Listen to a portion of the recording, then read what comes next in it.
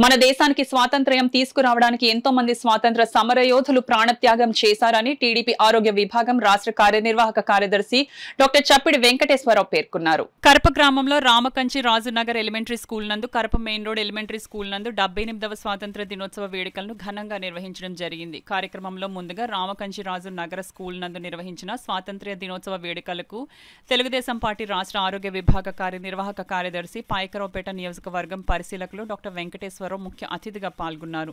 ఈ సందర్భంగా స్కూల్లోని పిల్లలచే ఉపాధ్యాయులు స్వాతంత్ర సమరయోధుల వేషధారణతో సాంస్కృతిక కార్యక్రమాలు నిర్వహించారు. అనంతరం విద్యా కమిటీ చైర్మన్ వనపర్తి అబ్బులు జాతీయ జెండాను ఎగురవేసి జెండా వందనం సమర్పించారు.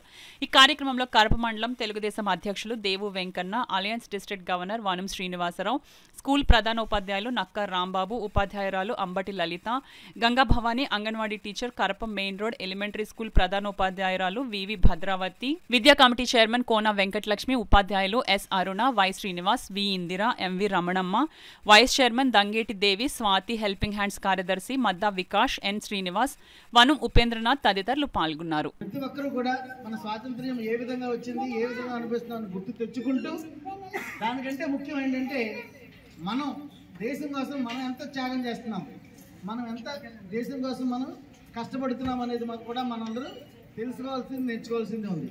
అంటే ఇప్పుడు వాళ్ళకి ఇచ్చేస్తారు కదా, మనం ఏం నేర్చుకుంటాం? మనం నేర్చుకునేది ఏదంటే సంస్కృతి సంప్రదాయాలను మనం మర్చిపోకుండా ఉండాలి.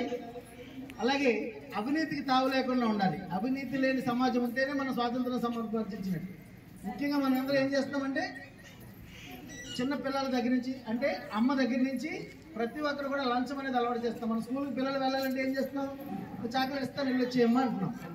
అక్కడి నుంచి ప్రారంభమైన ఈ లంచం మొత్తం వేళ్ళు చెట్లు కింద తయారయ్యి లంచం అనే దాని మీదే మనం ఈ అవినీతి పదంలోనే మనం ఎక్కువ నడుస్తున్నాం. కాబట్టి దాన్ని సమూలంగా నిర్వహిస్తే మనం ఖచ్చితంగా స్వాతంత్రం సమర్పించినట్టే, మనం అందరికీ స్వాతంత్రం ఎక్కువ వచ్చినట్టే. అంచేత మనం ప్రతి ఒక్కరు కూడా సమాజం కోసం ఎంతో కొంత మనం చేశామని తృప్తి ఉండాలి. పిల్లలు చెడు అలవాట్లకు ఎక్కువగా వెళ్తున్నారు ఈ రోజుల్లో. అవన్నీ కూడా దూరంగా ఉండాలి. మంచిగా ఉండడం, సమాజంలో మంచి వ్యక్తులుగా తయారవడం, 10 మందికి ఉపయోగపడడం, సమాజ సేవ చేయడం, ఇవన్నీ కూడా మీరు నేర్చుకోవాల్సిన అవసరం ఉంది.